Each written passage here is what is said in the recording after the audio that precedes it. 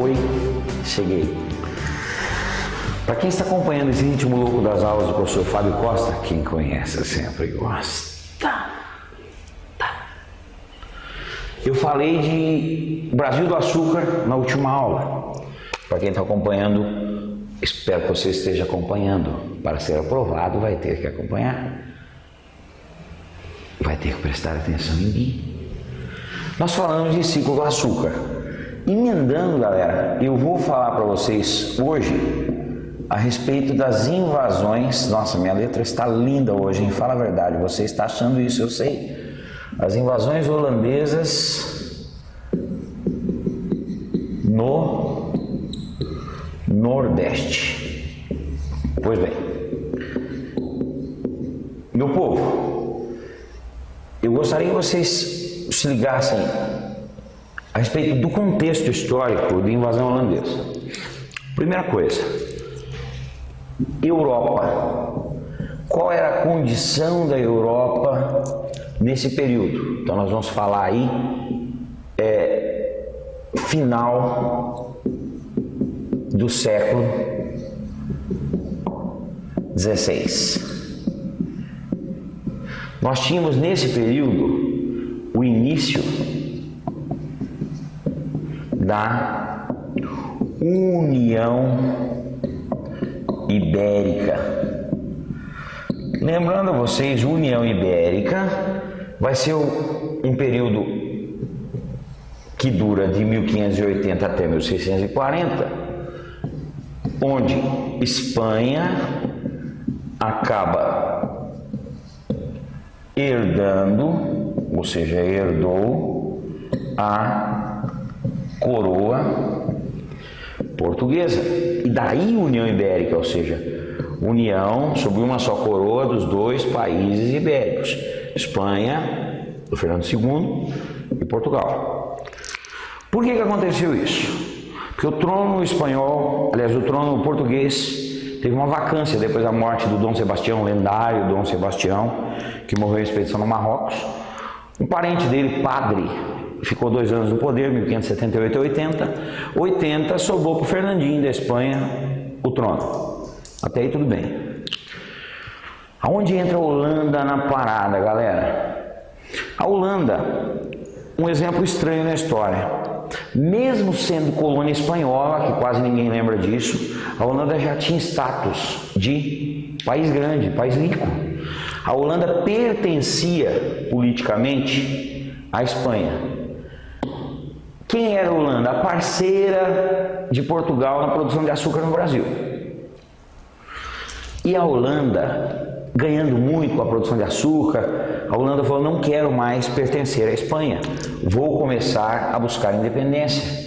Justamente quando a Holanda grita para a Espanha que quer independência, a Espanha acaba herdando Portugal e, por consequência, passando a mandar no Brasil. O que o rei da Espanha faz? Proíbe a Holanda de continuar no negócio do açúcar luso produzido no Brasil. A partir de então, entendam, Espanha a um só momento passava a mandar em Portugal e no Brasil.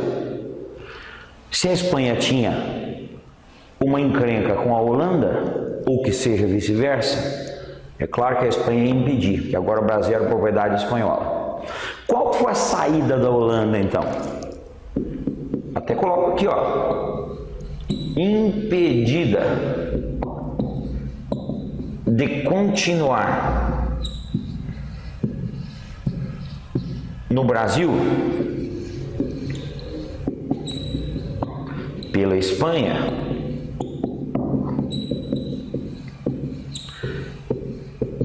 a Holanda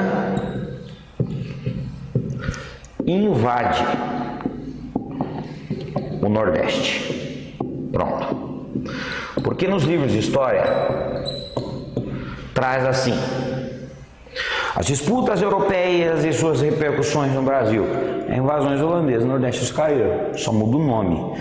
Então, entendam, meus amores, docinhos de coco, coisinhas mais gostosas do universo, foram duas invasões.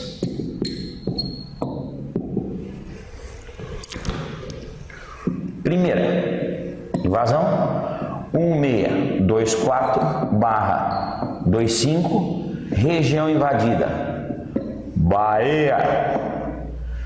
Ou seja, a resistência luso-hispânica funcionou.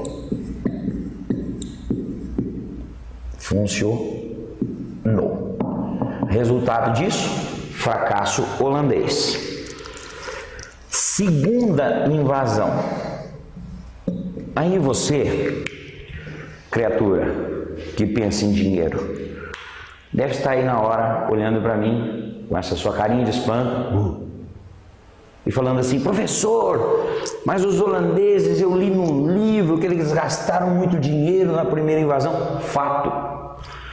Professor, mas eles tinham tanto dinheiro assim para bancar outra invasão logo próximo? Não. E daí, professor, o que aconteceu? Eles ganharam na Mega? Não.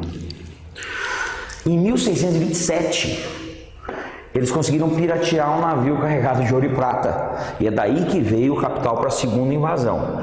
Nessa segunda invasão, então, galera, 1630 a 1654. Essa invasão foi Pernambuco, que era uma região menos vigiada, portanto mais vulnerável. Essa invasão deu certo. Inclusive, dominaram regiões ou capitanias ou regiões vizinhas. Entre elas, eu vou citar aqui exemplos: Rio Grande do Norte,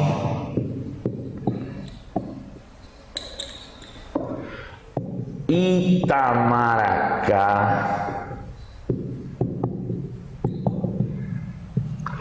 E essa invasão, ela é o quê? Dividida. Para melhor compreensão histórica, a invasão é dividida em 3 fases. 3. Primeira delas, primeira fase, a chamada conquista rápida.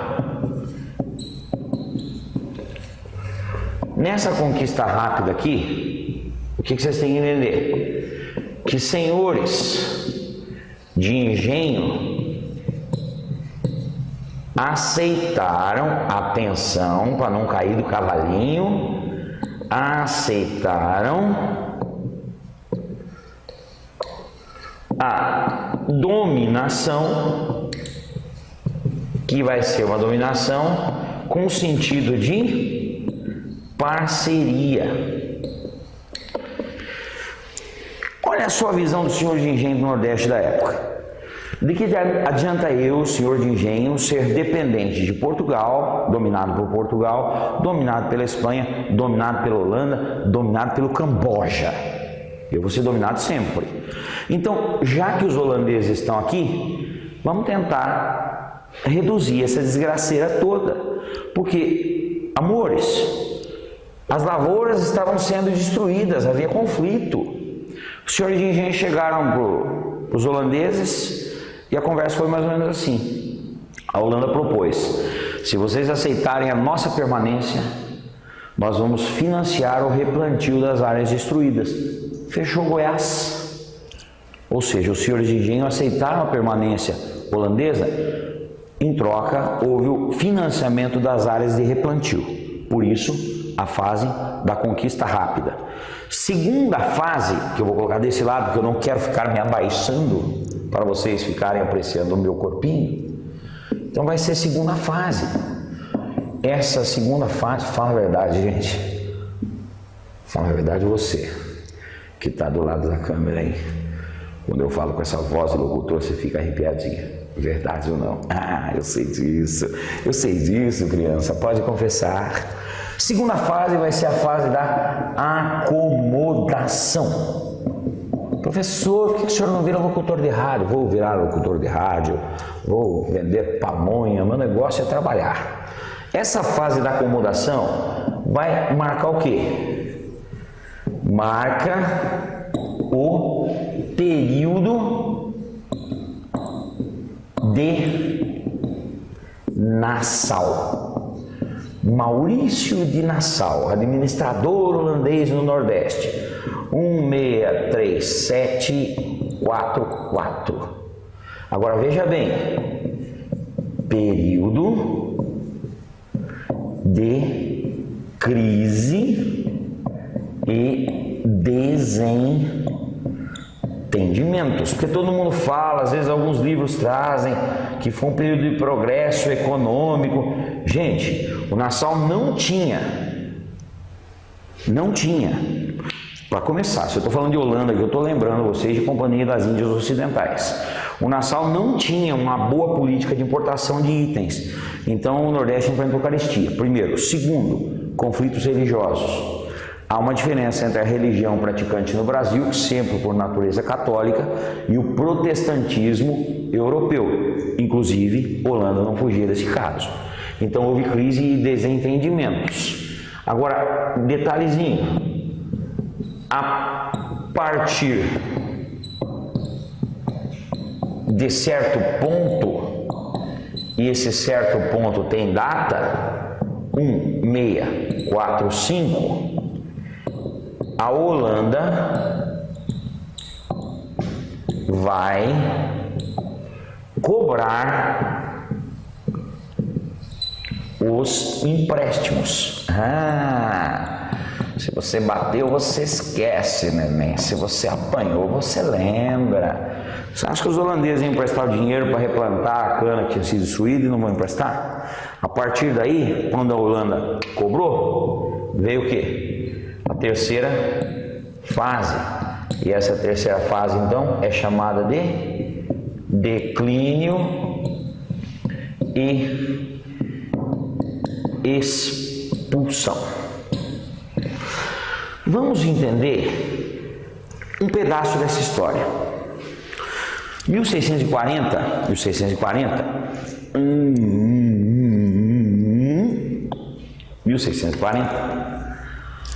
terminou a União Ibérica. Para se livrar da Espanha, Portugal contou com a ajuda da Holanda, pediu ajuda da Holanda, e a Holanda ajudou. E Portugal conseguiu se tornar autônomo novamente.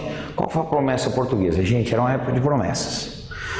Portugal falou assim: se você me ajudar, a Holanda, a me tornar autônomo das mãos da Espanha, eu vou deixar você continuar no Nordeste por mais um tempo. A Holanda falou assim: fechou. É nóis, Corinthians. Só que a Holanda achou que Portugal cumpria a promessa. Portugal não cumpriu.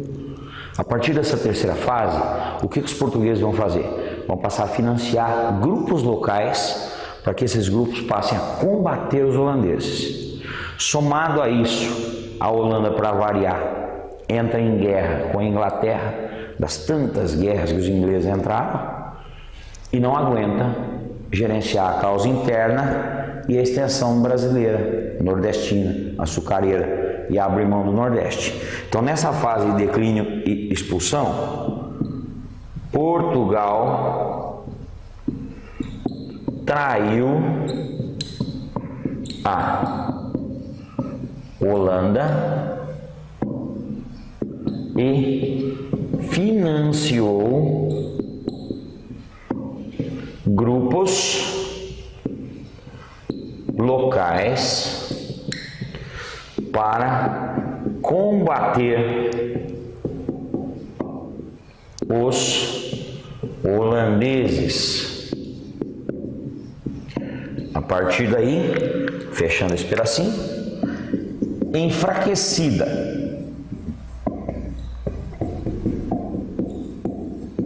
devido aos conflitos contra a Inglaterra, em 1654, a Holanda sai do Brasil. Cuidado com a questão da prova no que diz respeito à consequência, ou melhor, consequências das invasões holandesas. Nós vamos ter como consequência das invasões holandesas alinhamento Brasil, Portugal com a Inglaterra. A partir daí os ingleses começam a exercer influência tanto sobre os lusos como nós que éramos colônia, sobre nós também, e nós vamos ter o quê? A chamada crise do açúcar. Algum lugar se falar em instabilidade entre a elite colonial e a elite metropolitana também não está errado. Mas essa crise do açúcar vai estar ligada ao quê? Ao fator lei de oferta e procura. Por quê? Holanda vai produzir açúcar nas Antilhas.